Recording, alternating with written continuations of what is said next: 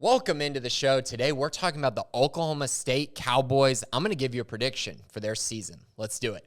All right, everyone, welcome into the show. Today, we're talking about the Oklahoma State Cowboys. And like I said, this is Bedlam Week. Earlier in the week, you heard my prediction for Oklahoma. So now it's all about the Cowboys and trying to figure out what they're going to do next after going 12-2 a year ago, 8-1 in conference play. They made it all the way to the Big 12 championship, lost that game to Baylor, but then rebounded very nicely and beat Notre Dame in a New Year's Six game. So they have a lot of momentum. And, I mean, this is just a great spot for Oklahoma State to be, knowing that their rival is about to leave the conference in a couple years. And right now, Oklahoma State's in a good position to continue to gain momentum going into the following seasons, including this year, in which they have a very nice schedule and an opportunity to continue building. So, offensively, let's start there. Mike Gundy's done a phenomenal job on the offensive side for this Oklahoma State team. And they get Spencer Sanders back. I know a lot of people have talked about Spencer Sanders in a negative way. And I understand it. You know, the turnovers are alarming. I understand all of that. But typically a team that makes a Big 12 championship and returns their veteran starting quarterback is bound to do very well the next year. That is a common trend across this conference. The only one that's bucked that trend is Brock Purdy a year ago. But I think this Oklahoma State team is far more talented than that Iowa State team a year ago. Moving on to some other positions, you look at the offensive line, and they were good last year, but I think they can take another step in the right direction. You're talking about returning Cole Birmingham, Preston Wilson, Caleb Etienne, Hunter Woodard, all on the offensive line. They went out and got USC transfer Casey Collier as well. I think they're going to field a very nice offensive line for this upcoming season. And when you build that all together with the kind of running attack they had a year ago and the fact that they were able to take care of the quarterback a season ago, and now they might even be better, that's a big deal. They lose some pieces, and I think that will hurt some, but I think the depth is kind of the key point here, that I think they're going to have more bodies to rotate in, which they didn't a season ago, and it really hurt them when they had injuries later on in the season. Looking at the running back spot, I think Dominique Richardson is a guy that a lot of people are talking about to be the starter. I understand it.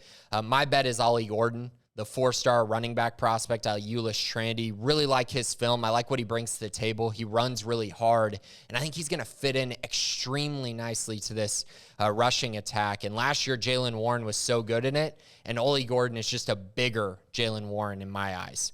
Moving on to wide receiver, this is a position that Mike Gundy talked about a lot at Big 12 Media Days. Last year, they were so dependent on Tay Martin and Brennan Presley that you didn't really talk about any of the other guys, and a big part of it was because they just didn't have a ton of depth at the wide receiver position, which is not something we've really ever said about Oklahoma State.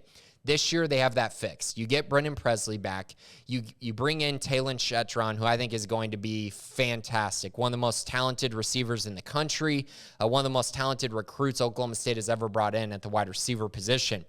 Braden Johnson, Jaden Bray, Langston Anderson, Blaine Green, they have a lot of options and a lot more guys who I think can come in and contribute in case they have injury, in case guys, miss time, or just in case they need more options on the offensive side. Moving on to the defense, Derek Mason comes in to coach the defense after his stint at Vanderbilt. Jim Knowles is gone. He went to Ohio State. So now it's up to Derek Mason to try to continue building on what was a top 5 defense a season ago. They return Colin Oliver. They returned Brock Martin, who combined for 19.5 sacks last year. It's one of the most dynamic pass rushing duos in the entire country. Colin Oliver is an absolute beast and one who I think everyone should be keeping an eye on for national awards, All-American honors. Very, very talented player. They also get Trace Ford back, who was a really talented player for them a few seasons ago, but he missed last year. I think he's going to come in and provide a lot of pop at the linebacker position, especially as a pass rusher. He has a unique sense getting to the quarterback. They're missing 6 of their top 8 tacklers from a year ago, so they're trying to rebuild there. If you look in the secondary, I think you're kind of looking at guys like Jason Taylor, and he's a good one at safety. Corey Black is a pretty good one at cornerback. But to me, I think people are sleeping on this group a little bit. They lose a lot, but they also bring in a lot of talented guys. I think they're going to start a few seniors and a junior in the secondary to go along with one of the most talented prospects they've ever landed in Kendall Daniels, the safety prospect, the redshirt freshman. I think he's going to be special. The question is, will it happen year one? That I don't know the answer to, but I can tell you, I think he might be more talented than the group they had a season ago. The question is, can he live up to that talent as early as they're going to need him to? So the schedule. Before I dive too deep into the schedule, I want to bring up one stat that I find extremely interesting. So Oklahoma State has won at least 8 games in all but 2 seasons since 2008. Wow. And 7 of those seasons were 10-win seasons. They have just been tremendously consistent. Then you also look during that 14-year period, right? They've won at least 5 conference games in all but 2 seasons. That bodes extremely well as well. And that's why I kind of sit here and go, okay, I think they're the safest bet to win 8 games in the entire conference, and one of the safest bets in the entire country to win at least 8 games. So let's dive into the schedule, and I'll tell you why at the end. So the wins: Central Michigan, Arizona State, Arkansas, Pine Bluff. Really easy non-conference. Then Texas Tech, at TCU, at Kansas, Iowa State, and West Virginia at home. I think that is, I don't see them losing any of those games, to be honest. I don't even know if any of those games will be all that competitive. So now you only have 4 games left on the schedule to talk about. At Baylor, Texas, at Kansas State, at Oklahoma.